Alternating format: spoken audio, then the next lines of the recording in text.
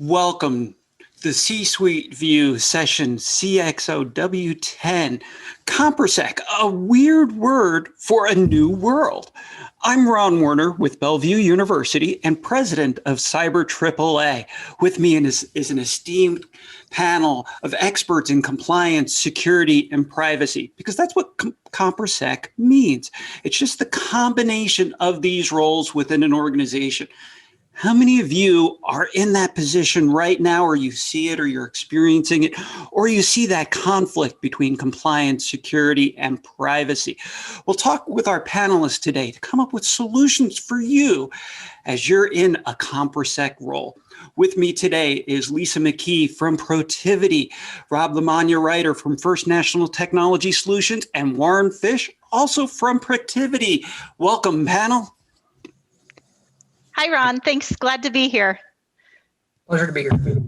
Lisa, you developed the word CompreSec a few years ago because you have experienced this and seen this. So first of all, please introduce yourself, tell a little bit about who you are, and then maybe if you can explain how you developed this word CompreSec, and then I'll have the panelists do the same thing. Great. Thanks, Ron. And thanks to RSA and all the attendees today. We're so excited to have you join this session. My experience, I've been in technology for 20 years. I started off as a developer, but the last 12 years have been in security, compliance, privacy, audit, all things in that area. So I came up with the word and the idea of CompreSec because I found myself in this role where I was creating and leading the compliance department. And as part of compliance, I said, well, what about privacy? We're an international company. We should be complying with privacy regulations as well. And they said, great, you get compliance and privacy. And so I found myself in this role where now I'm juggling compliance requirements, privacy requirements, and I'm also a security and IT person. So I was also tasked with finding the technology and security regulations for privacy and compliance. In that, I found that many of my colleagues were coming to me and seeing me as the industry expert in the company for security as well as compliance and privacy. And I found myself juggling these three roles and the challenges that came with how do you have the balance, how do you have the segregation of duties, and how do you make sure that you're not fulfilling all three of those roles, even though it may seem like you are. So that's where the idea came from. Rob, if you can maybe give your perspective of CompreSec as you introduce yourself and your role in security. Hello, everyone. It's a pleasure to be on the panel today, and thank you for joining us. My name is Robert Lamagna-Reiter. I'm the Chief Information Security Officer at FNTS. It's a managed services organization, so I have the privilege of not only running a team of experts that are responsible for security, some compliance and some privacy for our organization, but we also work with hundreds of other organizations on several industry verticals. And so the complexities of compliance and privacy are compounded. I've just a little over 16 years of experience. I started off in security engineering, and throughout my career, have been hands-on as an auditor, have been hands-on as an engineer, blend of several roles throughout the career of security risk management. And in my current role, have also taken on some of the privacy in addition to security and compliance. I think that the biggest thing that can help impart today is how to prioritize, stay focused, and focus on what can work from a single strategy standpoint to help alleviate the attention being torn between the three, and expected to be the expert to speak on all, even though you're probably only in one defined role. Awesome, Robert. Warren, introduce yourself and explain how compliance fits within CompreSec. Hi, good afternoon. My name is Warren Fish, and I work for Protiviti. I'm in the information security and strategy practice. I'm a Navy veteran. I have 20 years of experience working in the military industrial complex. So I've been in many roles: a Department of Defense employee, a defense contractor, lobbyist, and I used to work at United States Strategic Command in their Joint Cyber Center. So I also have an auditing background, as well as, kind of an inspector general, if you're familiar with the Department of Defense. I spent a lot of time helping clients on NIST cybersecurity framework oriented issues. So having said that, I'm going to spend a little bit of time trying to convince you that compliance is more important than security and privacy. And over to you, Ron. Very good. So let's dive into the topic of today. We have this new word, CompraSec. What we're talking about today is how do we differentiate the roles of compliance, privacy, and security. We'll go into how to manage that type of conflict, whether you're one individual having all of these hats, or you have multiple roles within a larger organization, sometimes internal, sometimes external. We'll be providing you with some solutions for these challenges we're seeing across the different types of CompraSec roles, particularly as they have maybe some competing authority and some competing responsibilities. So let's dive in with the first question. And I'll start with you, Lisa, as our privacy expert. How does CompraSec, how it can be different depending on your role within the organization? From a privacy point of view, maybe is privacy really the most important of these because of all the new regulations? And it's kind of like you're the belle of the ball at this point. Thanks, Ron. Yeah, so it does really matter where you are in that triad, right? Compliance, privacy, or security. Compliance is going to be looking at everything. What should I be compliant with? As Warren mentioned, there's a lot of national and industry standards. So NIST, ISO, FFIEC, you've got your privacy regulations. They're going to be looking at everything. What does the organization need to be compliant with? Then the privacy perspective, they're only going to be focused on the privacy requirements. So maybe that's the EU GDPR, CCPA, Virginia just passed a new one in March. They have a new data privacy law. That's what the privacy technology people are going to be looking for. And security is going to be the systems and technologies, the software where that data is housed. So that's the difference between those three roles and the perspectives that each of those are going to be looking at. And Rob, you mentioned a security engineer. What people may or may not realize is that there's also a privacy engineering role. And that privacy engineer is looking at the technology and the engineering side of how do we implement these privacy controls. Rob, do you agree that security is mainly focused just on the technology aspects of this, or do you see security as maybe having a broader role within, whether it's CompraSec or just within organizations? Yeah, I think that security is long thought of as the systems and data security experts and the control experts, but in reality, it's much larger than that.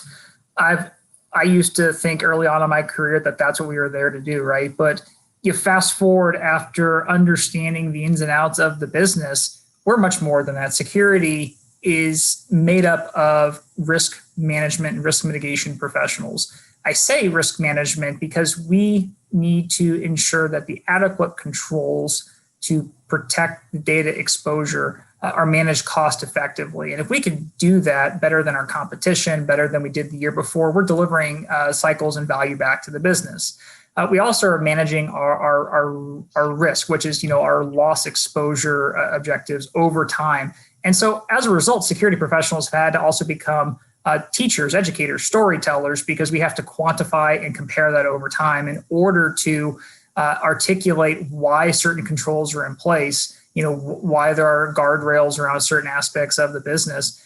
And by virtue of that, it requires every role within security to have some sort of an understanding of several business unit components, even an understanding of the technology, compliance, and privacy individuals that they work with. And so all of a sudden, you're much more than a security professional. Security might be more than 50% of your time spent, and that's what your profession is. But you are obligated to understand enough of what you work with your colleagues to be effective. So I would argue security probably is the most foundational and most important of the three in order to enable not just the business, but a rock solid compliance and privacy function. Warren, do you have a rebuttal for that? Isn't often the driver compliance, and if an organization is fined for not following the rules? Yeah, I think I'm most amused that security are storytellers. That's a good one, Rob. I like that quite a bit. I'm let's talk about what compliance is not, right? I'd like to take a little fight out of my colleagues here so they can't use these on me, right? Compliance doesn't mean you're not going to get hacked, right? Certainly, we've all had to see examples of companies that were compliant that got hacked, right? It doesn't mean you have a secure network. And ultimately, compliance is not sexy, right? The CEO is not going to be talking about compliance during the quarterly sales call unless you're not compliant, right? So, now we have a problem. That's when I think compliance is probably the reason that my security and privacy peers exist. So compliance sometimes has that hammer, if you will, to drive home security and privacy. But Lisa, you were talking about a lot of the different new privacy rules and laws. So what are some examples from the privacy realm of bringing together ComperSec? And do you agree with what you heard from Rob and Warren regarding where privacy fits? Maybe it's just off to the side, just done when necessary. So Warren doesn't think compliance is sexy, but I certainly think privacy is. It's the new shiny thing everyone's talking about lately. It's been around for a while, but just the last 5 years or so, it really heightened the conversation with those new laws and regulations, especially starting in the EU with the GDPR. And so it's changing the conversation. It's changing how we talk about security, how we talk about compliance, because now there's another player in the game. And this has even come out and said that now they view privacy as an equal domain to security.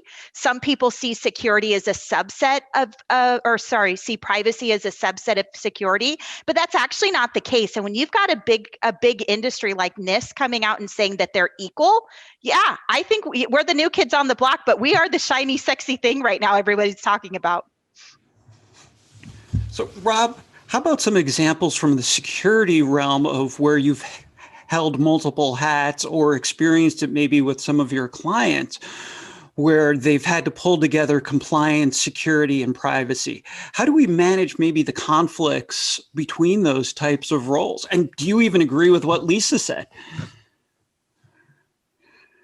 There's a lot loaded there, Ron, and I will do my best to break it down piece by piece and address all of the points. So let's start out by calling out why security is so important, not just in an individual role, why it's important for the entire C-suite to be in the know of what the risks are that we're mitigating. And if you're in, again, like you said, the managed services space, or if you're consulting, like my peers in the panel are for other customers, we're here to stop data breaches, stop data loss, or mitigate it to the point where it's acceptable to the business, right? And that should be the overall strategic objective of cybersecurity.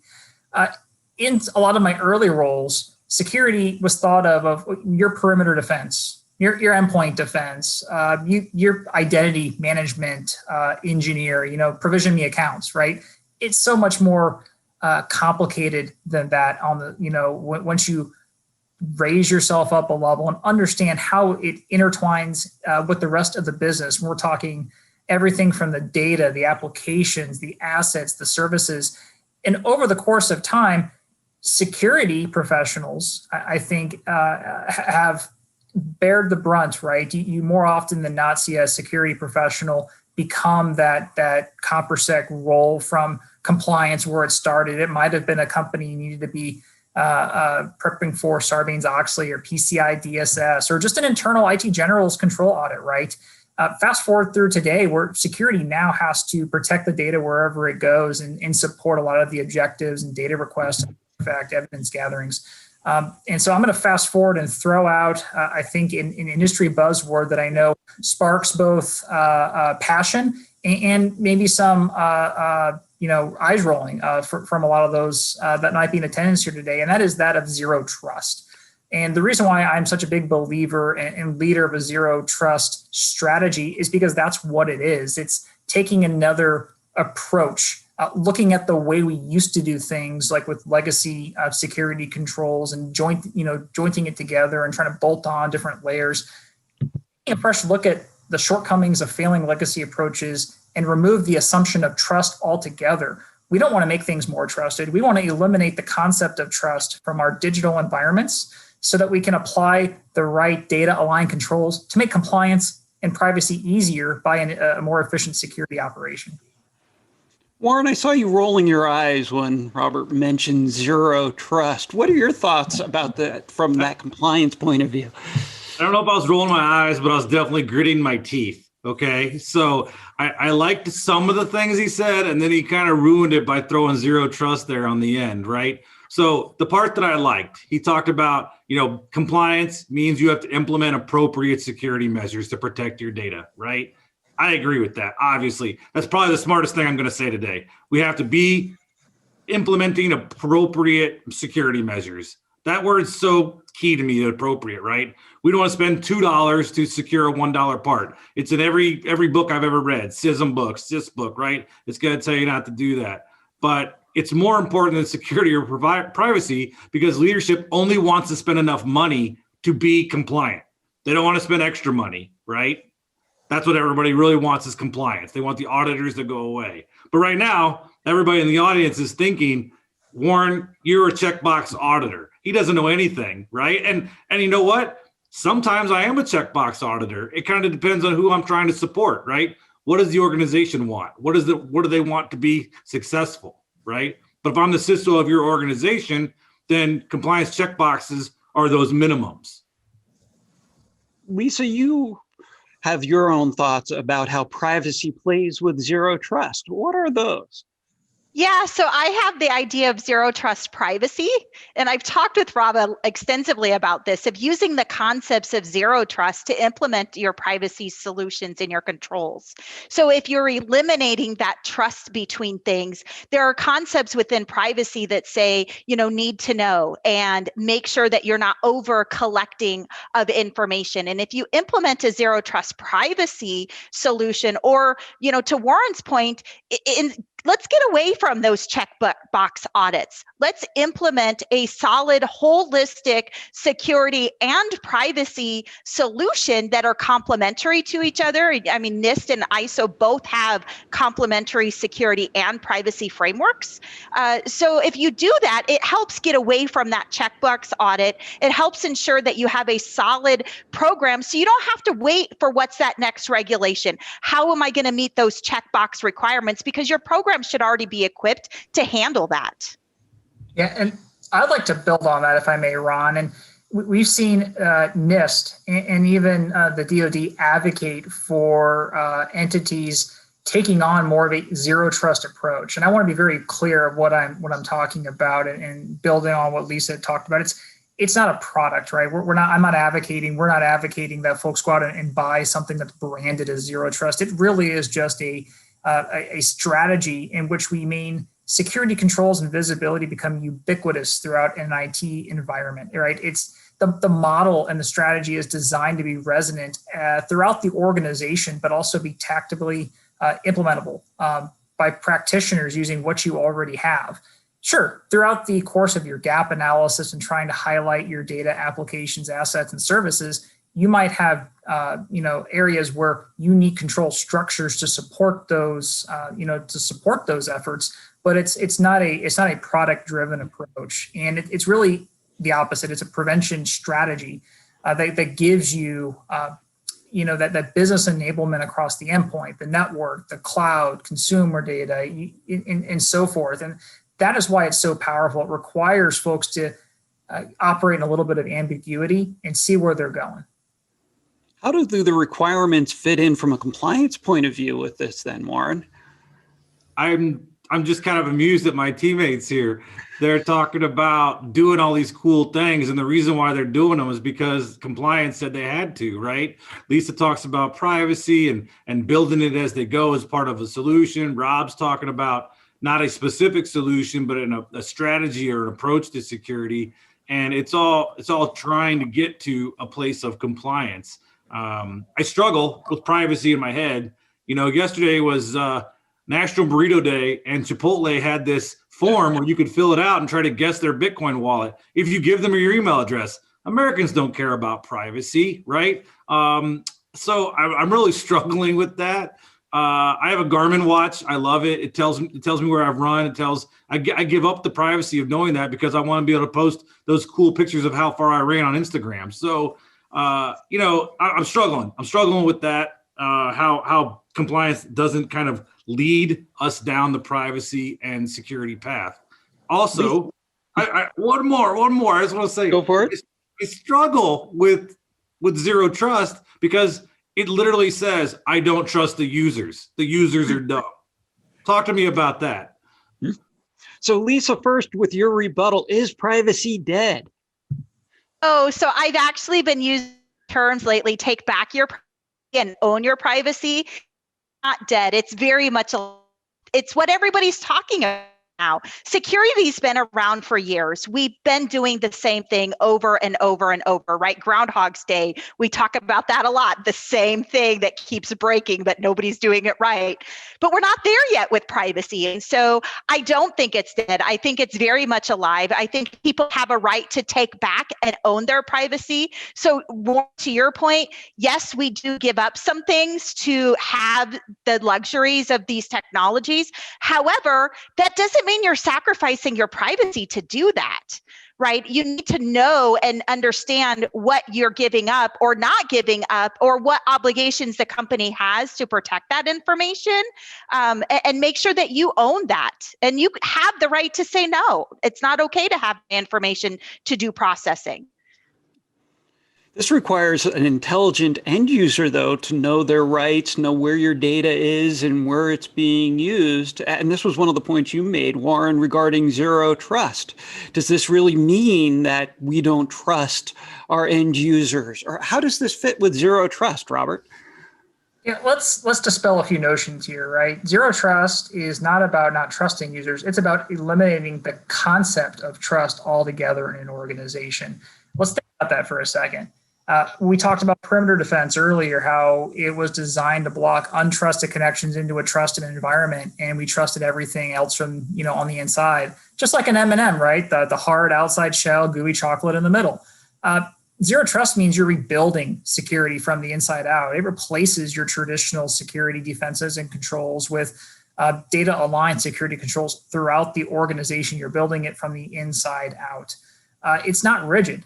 Another important aspect and understanding of zero trust is that it doesn't have a single approach. It's not cookie cutter, like I'm going to go and deploy firewalls at every single point, or I'm going to move to a micro-segmented, hyper-converged technology stack because then I can put a firewall on every machine. That's not what it's talking about. What it's talking about is the data applications, assets, and services. The requirements of access to each of those is going to vary depending on what's being processed and who has the ability to access that data or that application or the underlying device needs to align with the appropriateness. That's all we're talking about.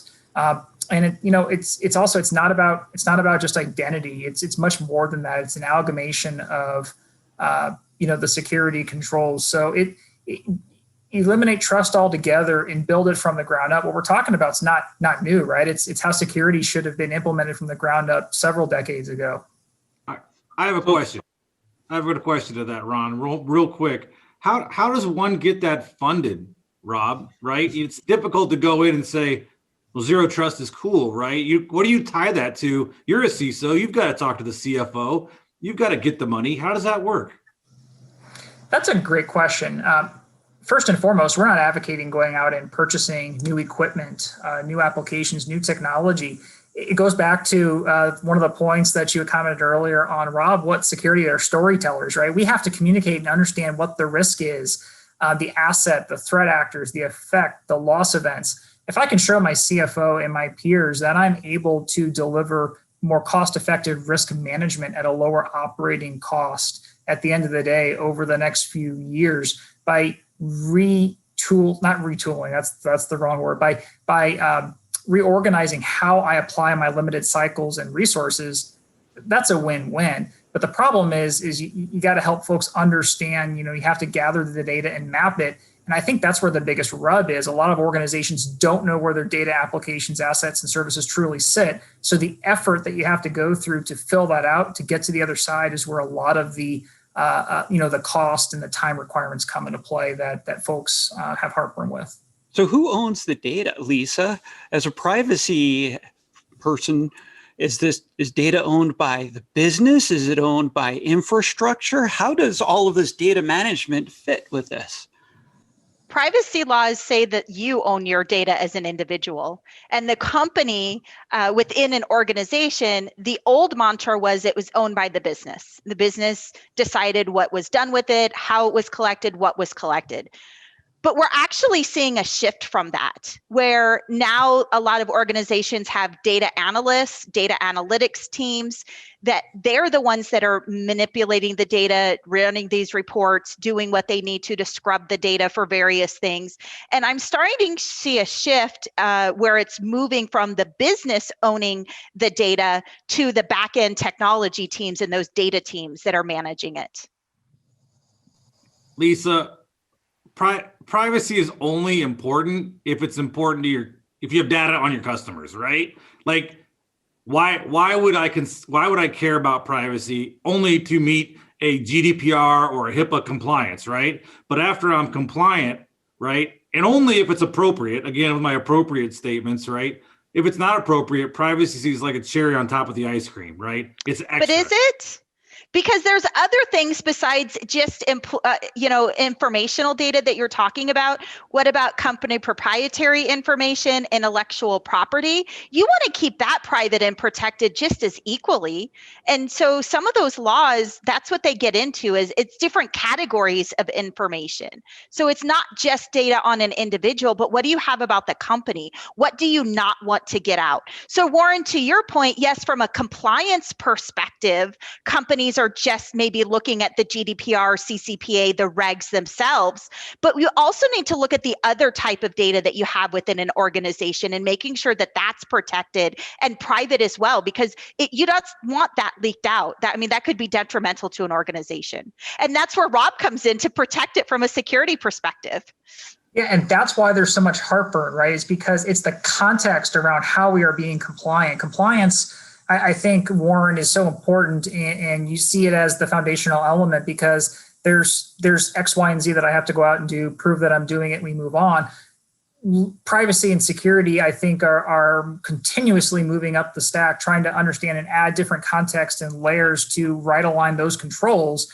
But it's getting through that process where the business is needing education and coaching on, why should I care about having 3 or 4 different data classification levels? If I can just classify it the same, apply the same controls, I can check the box once and be done. We're starting to see regulations that are requiring, not just regulations, right, but even customer due diligence agreements requiring entities to get more refined and right-size their data controls, which, I think builds on top of why it's so important to do it the right way versus just ensuring a control's in place. And Warren, the other thing. Just jump in here 1 second, Lisa.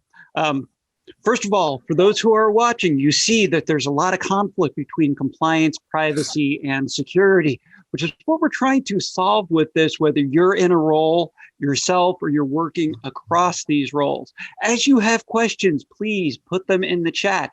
We are here even though this is being recorded, we are available to answer your questions. Now, Lisa, you were going to mention something, your viewpoint about privacy with this.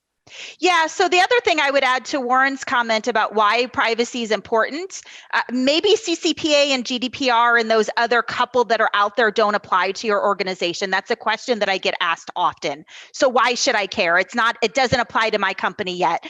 And the response that I give to that is, it's coming. Right? It may not apply today. You may not have to comply with California or the EU privacy regulations, but Virginia just passed their law today. Oklahoma's got one that's going through, Minnesota, several other states. I tell people privacy is like a data breach. It's not a matter of if, but when, and these privacy laws are coming. So it's best to be ready for them now than when they become effective. Well, yeah, go ahead. Oh, then you layer on top of, I think you're going to see continued legislation to incentivize adherence to best security control practices. Take, for example, the modifications made to the HIPAA Safe Harbor law in January of this year, that there are caps on the penalties that the Department of Health and Human Services can leverage or implement on HIPAA regulated organizations, as long as they're following and can prove that for the previous 12 months, that they've had, cybersecurity best practices implemented, and they point to the Cybersecurity Act of 2015 and industry best guidelines like those from the NIST organization, right? You're going to continue to see incentives for organizations to right size their security controls, as Lisa mentioned, privacy controls. And I think at the end of the day, it's going to, Warren, you and your team should be jumping for joy because it's going to make, I think, the compliance teams a lot easier at the end of the day. I'm not sure about that. I'm wow. There's a lot there. I'm kind of thinking in my head. I want to ask Lisa a similar question of how does one get leadership to fund an effort on the it's coming, right? That's I can think of an example of a very large company. I won't mention its name, but they have a little bit of data on all of us. And they spent 20 years doing acquisitions and getting bigger and bigger and bigger. And now that it came and they had to deal with a lot of issues that came up, now they're paying to fix it, right? But in the years to get there, they just made gobs and gobs of money. And when I'm trying to talk to companies, they don't want to spend a nickel on something that's coming. It's coming. We'll spend that money when we get there. I was thinking about HIPAA the other day, and I know that Lisa likes to scare me with fines. With HIPAA, right? Level 1, level 2 fines start at like 60, run up to like 60K, I think. And I think like the most you can get for a year is like $1.5 million, right? If I'm a really large company, that's like paying a speeding ticket. I don't really care. I'll get there. I'll do it. What would you say to that, Lisa? So yeah, it may be easier to pay the fine, but what is that going to look like for your brand and reputation out on the street? And in a recent survey that I seen, where organizations were surveyed, what's the most important to you? Their brand and reputation were the top things. It wasn't fines. It wasn't even compliance. It was, what does the industry, what do my individuals look at when they look at our company, and that's important. So I would say that's how you get funding, and that's how you get funding for security. That's how you get funding for compliance and privacy. It shouldn't be just to meet a law or regulation, right? Have a solid compliance and security framework. You should. Like it's been mentioned here, these are things we should have already been doing that companies are just now starting to get on board with because of the increase in fines, increase in data breaches. And to your comment, Rob, you mentioned the new HIPAA law. The state of Utah has recently published just this year a new law on security and breaches. And if you can prove that you've done the right thing, similar to what you mentioned with HIPAA, the fines might be less. But if they can prove negligence, that you didn't have the right controls in place, those fines can just start incrementing and can be astronomical. So why not just do the right thing from the beginning, or even backtrack to fix what you didn't do initially, because it's cheaper. Yeah. One of the things I'd like to begin to transition to, we're seeing a lot of the challenges between compliance, privacy, and security, and sometimes, again, the butting of the heads, which one is most important? And maybe the answer is really all of the above. They all have their specific role, and of course, it depends for the organization. So, Robert, while we were talking earlier, you mentioned that a lot of this comes back to understanding risks and risk management within the organization and being able to work with the business. Mm-hmm. So what solutions do you provide as a CISO for does security, compliance, and privacy, how can we work together? And how do we work with business leaders? Yeah, that's fantastic questions there. I think that first and foremost, I try to establish as much of a professional relationship with my peers and other teams as I do a personal relationship, right? I need to have that foundational level of trust and approachability and advocate my team do the same. The next level is we try to aggregate and understand how the business gets work done, aggregate within, not just securities risk register, but have center of excellences and cross-collaboration teams to complete a well-rounded risk register, talk about and agree on things like the assets that are at risk. What the heck is a loss event? How frequently is that going to happen? And can we agree or come to a consensus or range on what the impact to our business is, right? A data breach on a server that's classified as public does not have the same impact as a data breach on a mission critical crown jewels, server for maybe a highly regulated organization. So context is important. Warren mentioned appropriateness. The same thing applies in security, right? So we've helped right align those controls with our peers, hold cross collaboration sections. So we come to an agreement on what the number we're trying to mitigate is, and then it's easy tracking, value back to the business, because you can't accept a risk that is more than more than the cost of the controls, right? Then that does not fly or work.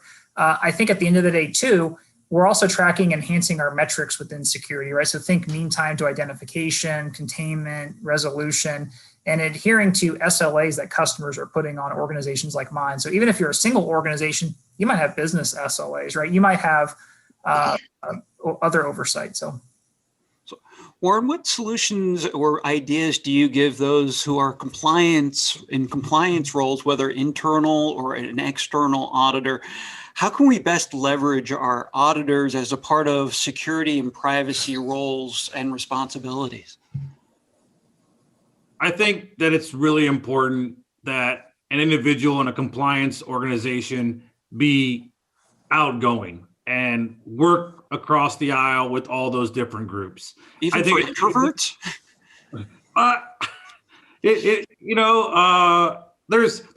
There's some way for everybody to communicate their message. I think we've all been in a role at one point in time when, maybe they're the auditor and they're reaching out to the audit client to get some data, and, a week, 2 week goes by, and the third week goes by, you're sending that threatening email via the vice president, right? And then immediate response is, hey, what's your problem? Why are you being so threatening? It's like, well, I was trying to be communicative. So maybe, picking up the phone and moving away from the email and trying to actually develop a relationship, I think is critical. It doesn't matter whether you're in a compliance role or you're an internal audit role. If you turn that on the other side, if you're an IT person who's on the receiving end of audits, get involved in the strategy, right? Where does the good ideas phase happen? It's not normally in security. It's not normally in the infrastructure or IT groups. It's coming from the business. They want to do cool stuff. And, it's the guys like Rob and that CISO function that are saying, nah, that's not secure. I don't want you using that app, right? They're the buzzkill, but they're learning that's old school CISOs, right? They're trying to figure out ways to be involved. And I think that needs to trickle down to the director and manager and below levels, and try to get involved and communicate more effectively. Maybe that's where privacy plays a role, because it's getting a lot of press right now. People are paying attention to privacy. So Lisa, what are maybe some of your top 2 techniques for maybe managing conflict between these different types of roles? Yeah, so the first thing that I have done when I was in this role was I actually implemented a compliance, security, cross-functional meeting, be that weekly, monthly, whatever works best for your organization. But pull your leaders together, pull your frontline people together, have those conversations, like Rob and Warren have talked about. Cross-functional discussions is critical to the success, regardless of what role you're in, be it compliance, privacy, or security, because they're so interrelated that one change in one area is going to impact the others. The other thing that I've done, Ron, is leveraging external counsel. I am not a lawyer, though I know a lot of the laws, but it's always important to have a legal partner, be it internal or external, depending on the size of your organization. Your compliance folks may also have law backgrounds, but somebody needs to have that last say for the organization to say, these laws and these regulations apply, and this is how they apply. So working with legal is also is important. Yeah, I think one thing that is extremely important, sometimes often overlooked, and can be a showstopper for some, it might be the organizational culture and the lack of working norms amongst teams or amongst business units. If that doesn't exist too, it can be very hard to host those cross collaboration, those center of excellence meetings. So there might be foundational issues that we as security, compliance, or privacy professionals need to work on outside of our roles in order for us to even begin chipping away at the ComperSec issue. It could be much larger than what we're experiencing, and that could be one of the contributing factors to why the ComperSec role is so difficult to manage and weed through is because of the maybe the not adherence or the lack of those working norms and the cultural values. So, but those meetings can also help break through those barriers of some of those norms, because you're getting the input and this perspective together with everybody on the call instead of those one-off water cooler conversations that often happen in the office. This forces everybody to come to the table. It forces everybody to share their thoughts and opinions, be it right or wrong, right? At least your voice is heard and people understand your position. So it can help break some of those norms and break through those barriers and work towards change. And that's where I've leveraged compliance and audit, particularly external, who has this different perspective, who maybe can bring people to the table by saying, here's how your competitor is doing it. They're having these conversations between compliance, privacy, and security, whether you're in a ComperSec role by yourself or you're trying to manage the conflicts in between them. Let's transition into our action slide at this point, and how can we apply what we're hearing in this conversation in your organization? Well, first of all, for those who are watching, think about the who, what, why, when, where, and how ComperSec is used within your organization. Think about the compliance role, the privacy role, the security role. Who has it? Who's responsible? It could be different between that. As we've talked about data management, you might have a DBA managing the database. You might have a systems manager, and you may have a business owner who kind of is controlling the data. Where, when, and how is ComperSec handled within your organization? Step 2, as we've been talking about, it often just starts with reaching across the table, if you will. I'm simulating shaking hands, having coffee with someone in that other role. What I've done as an assessor and auditor, I've actually gone to the security people and said, is there something you want me to put in my audit? Because they probably already know the non-compliant areas or the areas of improvement for security or privacy. But I'm coming in from the outside with some power as compliance, right, Warren? So I can go in and kind of speak for those who may have been silenced in the past. And then third, as Lisa mentioned, looking at the difference in different industry standards, actually all three. Warren mentioned NIST, Rob has mentioned PCI, and Lisa has mentioned HIPAA and all the different privacy standards, particularly the new ones that we're seeing coming out. And then within the next 3 months, how can we be most efficient? And we'll end with this, is if we can be more efficient with our security and privacy and compliance, that's often how we can get through to business leaders, particularly those in the financial area, saying how we save money, time, and effort across the different areas. And then lastly, how do we implement, think about how you can implement these solutions we've been talking about. As we're running shorter on time, go around the table again, ask for your final thoughts in the last, so for about 30 to 60 seconds each. Rob, what are your parting thoughts regarding the security viewpoint of ComperSec? Security can help unlock and align all of the various ComperSec competing priorities and interests by, one, advocating for the business and data aligned controls, making sure that we're aware of where the crown jewels are, what the biggest threats are, and being able to translate that at all levels to actionable words, English, and be able to translate both quantitative and qualitatively. That's a mouthful there, but you need to partner with your leadership, your engineers, those that know it best. That's going to help you fill in the dots, fill in the gaps to level up your strategy, which is going to in turn move the knobs, move the wheels to right size, right align to get you on more of a cost-effective, digital and cloud aligned program with your peers. Warren, your parting thoughts.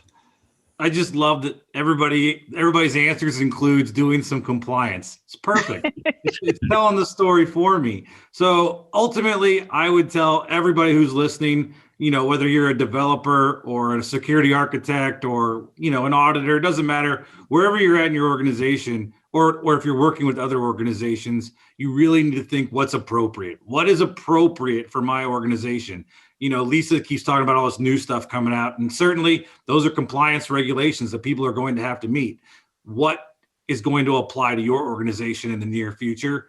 Start talking to your peers, start talking with legal and with your audit and with anybody else who will listen in the company to start getting that stuff in the pipeline and funded and worked on. Determining that level of appropriateness is always the delicate balance, why we need experts in compliance, privacy, and security. So Lisa, your parting thoughts on ComperSec?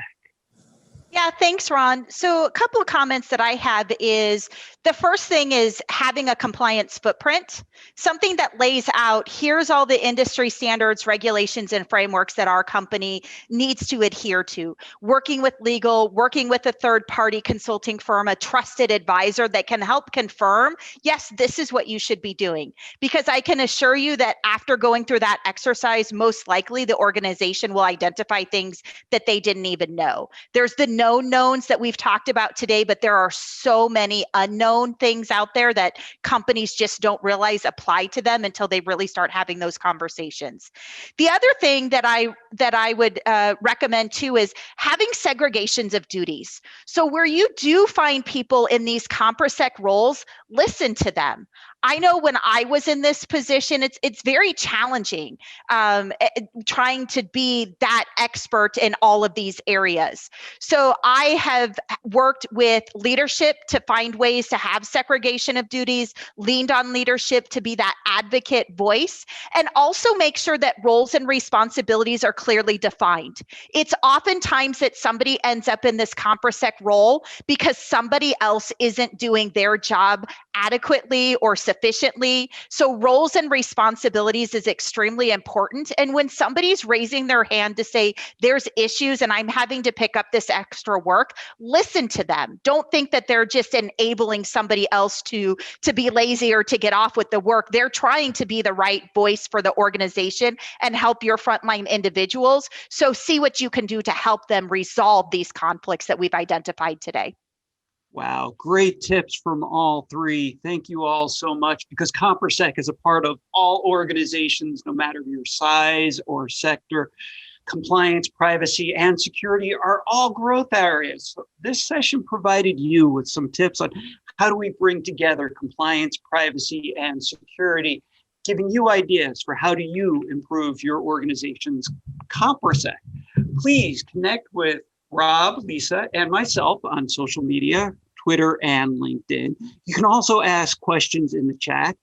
Thank you again for this wonderful session, Lisa, Warren, and Rob, and we'll be seeing you all on the other side. Thank you. Thank you. Thank you.